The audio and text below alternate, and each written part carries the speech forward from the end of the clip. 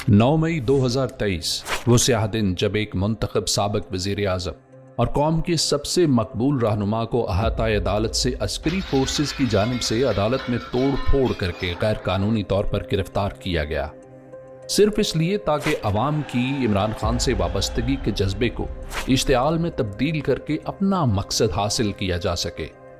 इमरान खान साहब को जब गिरफ्तार किया गया 9 मई को, तो वो जो एक वीडियो है जो आप देखते हैं जिसमें नजर आ रहा है कि इमरान खान साहब को पीछे से पकड़ा हुआ है और गिरबान से पकड़ के इमरान खान को पीछे से पकड़ के और लेके जा रहे हैं।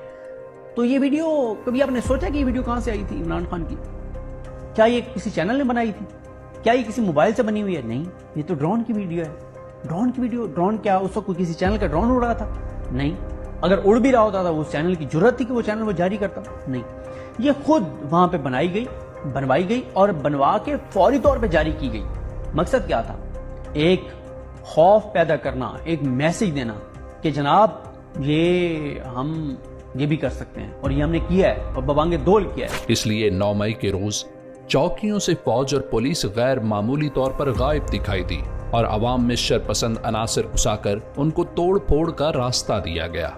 इन्होंने सिविलियन कपड़ों में लोगों को उतारा है, ठीक है, ताकि इनको पर लगे कि ये आर्मी नहीं है, ये आम अवाम है जो खराब कर रही है। ये देखें, ये पुलिस वाला है, इसके हाथ में पुलिस का डंडा है।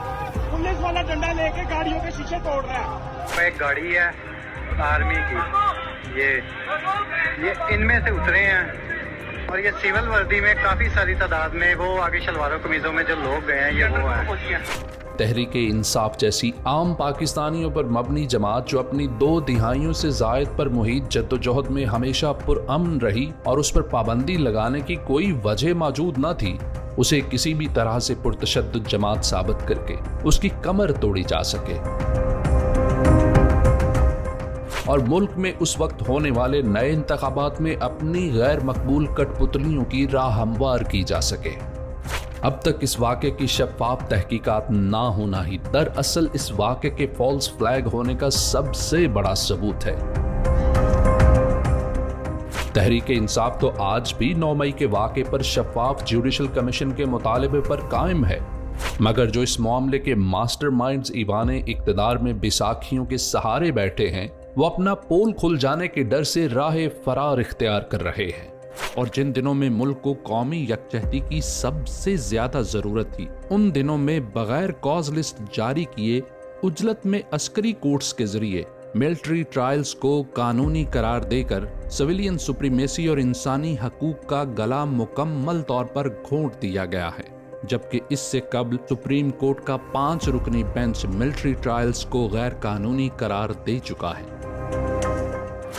आज 2 साल गुजर जाने के बावजूद भी इस फॉल्स फ्लैग ऑपरेशन की आड़ में तहरीक इंसाफ के पुरअमन कारकुनान और लीडरशिप पर जुल्म सितम के पहाड़ तोड़े जा रहे हैं और लोगों से उनके जीने का हक छीना जा रहा है। 9 मई के बाद मुल्क भर में चार दीवारी का तकद्दुस पामाल करके रातों रात तहरीक इंसाफ से वाबस्ता 3200 अफराद की गिरफ्तारी की गई। चाहे कोई जाए वकूआ पर मौजूद था या नहीं, लेकिन सिर्फ तहरीक इंसाफ से ताल्लुक होने की बदौलत उस पर जमीन तंग की गई।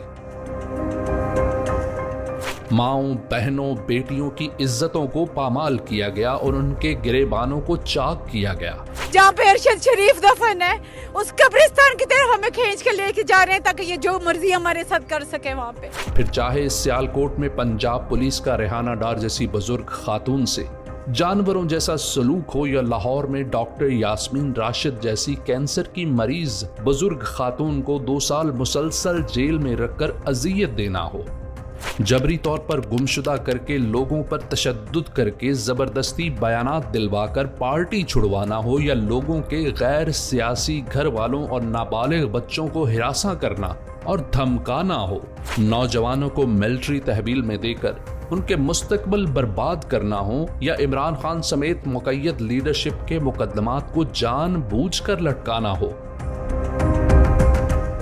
9 मई की आड़ में तहरीक इंसाफ का मीडिया ब्लैकआउट हो, या एक सियासी जमात को किसी भी सियासी सरगर्मी की इजाजत ना देना हो। अगर मसला 9 मई होता तो आज कोर कमांडर हाउस के सामने एक ही गाड़ी पर सवार अंदलीब अब्बास आजाद और डॉक्टर यास्मीन जेल में ना होती। ये सब जुल्म सितम और रियासत का दोगलापन वाजे करता है कि 9 मई के फॉल्स फ्लैग का मकसद एक ही था और उस दिन ये ड्रामा रचाया ही इसलिए गया था ताकि तहरीक इंसाफ को दहशतगर्द जमात साबित करके इस जमात की मकबूलियत कम की जाए। आज 2 साल गुजरने के बाद भी मुल्क पर काबिज गैर मुंतखब कठपुतली टोला और उसके हैंडलर से 9 मई 2023 के हवाले से चंद ठोस सवालात के जवाबात देने से कासिर है। इन जवाबात की 2 साल से पूरी कौम मतलाशी है। सबसे पहला सवाल, इस वाक़े की सीसीटीवी फुटेज आज तक कहां गायब है? इस वाक़े की सीसीटीवी फुटेज को अदालतों में पेश करके दूध का दूध पानी का पानी क्यों नहीं करवा लिया जाता? दूसरा सवाल, 9 मई 2023 से कबल इमरान खान को रेंजर्स ने अहाता अदालत से गैर कानूनी तौर पर तोड़ फोड़ करके और अदालत की तौहीन करके गिरफ्तार किया।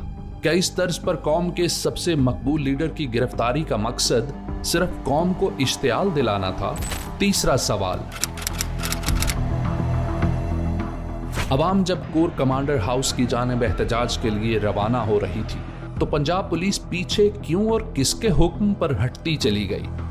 बात बात पर दफा 144 नाफिज करने वाली पुलिस और तहरीक इंसाफ की छोटी छोटी रैलियों पर क्रैकडाउन के लिए हर दम मुस्तैद रहने वाली पुलिस आखिर उस रोज क्यों गायब रही? लाहौर कैंट के वो इलाके जहां आम दिनों में चिड़िया पर नहीं मार सकती, जहां जा बजा फौज की अपनी चौकियां मौजूद हैं, वहां अवाम का जमे गफीर जमा होने क्यों दिया गया? चौथा सवाल, 9 मई को तहरीक इंसाफ के 8 से 10 कारकुनान शहीद किए गए। इन शोहदा का कातिल कौन है? ऐसा कैसे मुमकिन है कि शहीद भी तहरीक इंसाफ के कारकुनान ही हुए और दहशतगर्द भी वही कहलाए, जबकि दूसरी जानिब किसी इंसान को खराश तक नहीं आई? पांचवां सवाल,